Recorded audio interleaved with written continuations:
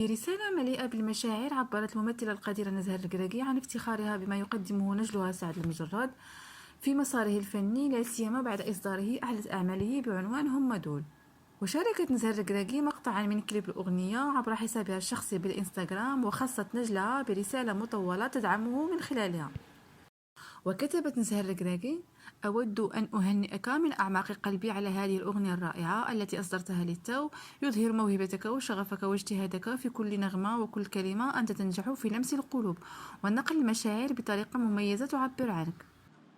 أنا فخورة جدا بك وبكل ما حققته حتى الآن. استمر في متابعة أحلامك ومشاركة موسيقاك مع العالم لأنها حقا ثمينة.